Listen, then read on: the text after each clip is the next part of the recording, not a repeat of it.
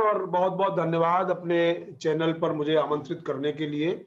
आपने शुरुआत में ही बताया कि करीब 48 घंटे से कम का ही वक़्त हुआ है। हमने हमने 28 तारीख को 4 बजे रजिस्ट्रेशन खोला था, तो उसमें करीब ढाई करोड़ लोग अब तक रजिस्ट्रेशन करवा चुके हैं और हमारे प्लेटफ़ॉर्म में आप सोचिए कि 55,000 हिट्स पर सेकंड, 1 सेकंड में 55,000 कंकरेंट यूज़र्स हमारे सिस्टम को इस्तेमाल कर रहे थे कुछ समय बिंदुओं पर। हुँ। तो सिस्टम की एक प्रकार से स्केलेबिलिटी भी टेस्ट हुई है।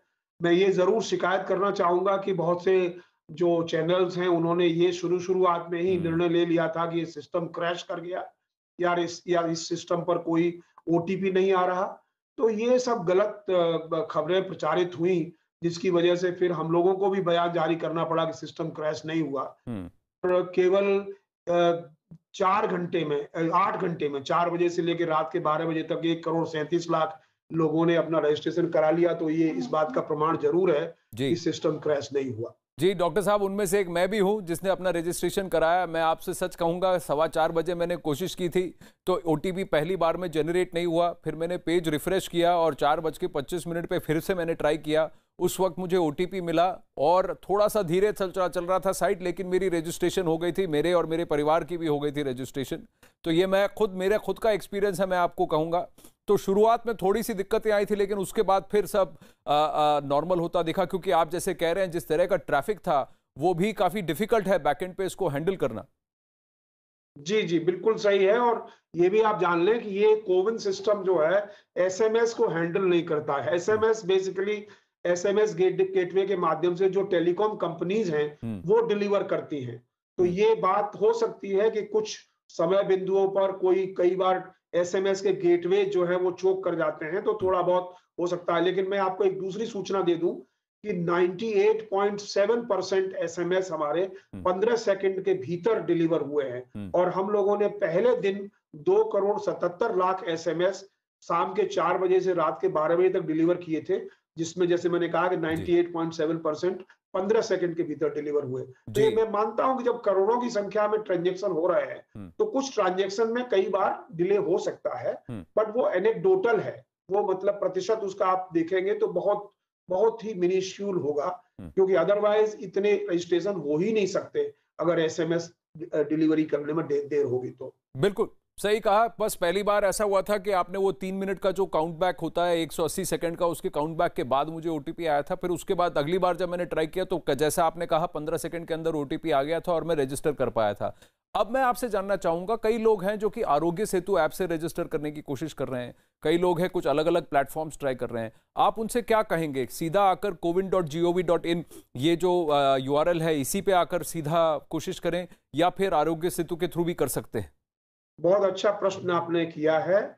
मैं तो कहूँगा कि आरोग्य सेतु और कोविन का जो वेबसाइट है, दोनों के दोनों बिल्कुल कंप्लीटली टैंडम में काम करते हैं, हुँ। सेम डेटा को हिट करते हैं, सेम डेटा पर लिखते हैं, तो इसलिए उन दोनों में कोई अंतर नहीं है। एक बार आपने रजिस्ट्रेशन करा दिया आरोग्य सेतु के माध्यम से और दूसरी बार आप चाहें कि यूआरएल जो कोविन वाला है, उस पर आप रजिस्ट्रेशन कराइए, कोई हुँ। समस्या नहीं है। दोनों में सेम कंसिस्टेंट व्यू आपको मिलेगा। हुँ। और कंसिस्टेंट डैशबोर्ड आपको मिलेगा। जिन लोगों का रजिस्ट्रेशन कराया है, हुँ। बुकिंग कराया है, भी सारी की सारी जानकारी आपको उससे मिल हुँ। जाएगी। यही नहीं, मैं आपको सूचित करना चाहता हूँ कि अगले 1-2 दिनों में ये जो एपीआईज़ हैं, हम एपीआईज़ को पब्लिश हम कर ही चुके हैं पहले से, जी। हम इनको ओपन करने जा रहे हैं। हुँ। ओपन करने का मतलब हुआ थर्ड पार्टी एप्लीकेशंस भी बना सकेंगे, जो कि रजिस्ट्रेशन के लिए, बुकिंग के लिए, सारे के लिए यूज़ कर सकेंगे। हम हुँ। लोगों ने अभी शुरुआत के चरण में हॉस्पिटल की वैकेंसी जानने के लिए फिर आपको लॉगिन करने की आवश्यकता नहीं है। हुँ। अब वो उसको भी हमने एपीआई के माध्यम से अलग कर दिया है हुँ। और जब आप देखेंगे कोविन का जो लैंडिंग पेज है, हुँ। उस लैंडिंग पेज पर आप जो है हॉस्पिटल्स की वैकेंसीज को सर्च कर सकते हैं हुँ।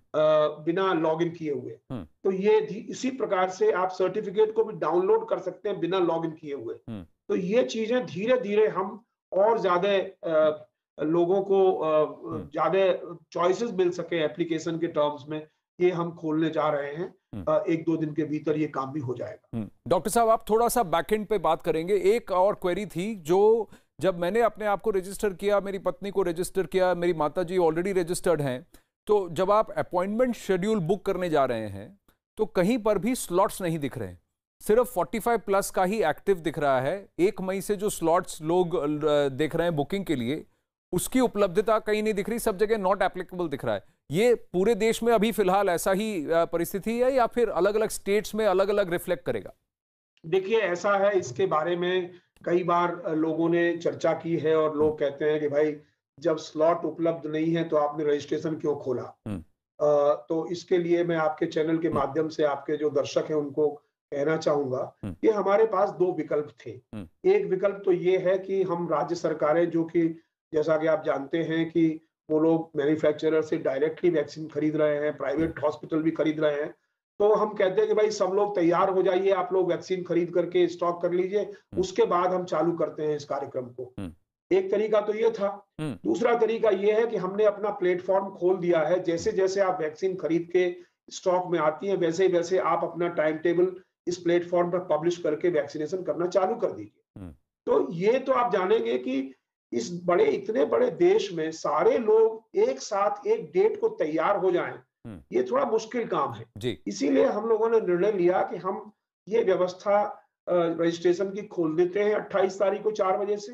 उसके बाद जैसे जैसे लोग वैक्सीन आती जाएंगी उनके पास, जैसे जैसे पब्लिश करते जाएंगे वैसे वैसे लोग रिजर्वेशन करवा के वहां वैक्सीनेशन करवाते जाएंगे जी। मेरा मानना है कि कल कुछ स्टेट्स कल शुरू करेंगे इस काम को, कुछ हो सकता है 1-2 दिन के बाद शुरू करें, कुछ हॉस्पिटल्स, प्राइवेट हॉस्पिटल्स जो 5 तारीख से शुरू करें, कुछ 3 से शुरू करें। तो जैसे जैसे शुरू होते जाएंगे हॉस्पिटल्स और वैसे वैसे वैक्सीन का काम शुरू हो जाएगा। उसके लिए ऐसा नहीं है कि कुछ लोग तैयार करके बैठे हैं और कह रहे हैं कि भाई आपका प्लेटफॉर्म खुला नहीं है इसलिए हम वैक्सीनेशन नहीं कर सकते। इसीलिए बेटर स्ट्रेटेजी यही हम लोगों ने सोची कि पहले रजिस्ट्रेशन खोलते हैं और उसके बाद जैसे जैसे लोग प्लेटफॉर्म पर आते जाएंगे वैसे वैसे लोगों को वैक्सीनेशन उपलब्ध होता जाए। जी डॉक्टर साहब, अभी जैसे 2.5 करोड़ से ज्यादा लोगों ने रजिस्टर कर लिया है, अगर वैक्सीनेशन का दर, अगर पेस जो है अभी 2.5 मिलियन वैक्सीन या 3 मिलियन वैक्सीन, 25 से 30 लाख वैक्सीन पर डे का है, उसको हम बढ़ाकर 40 लाख वैक्सीन पर डे भी कर दें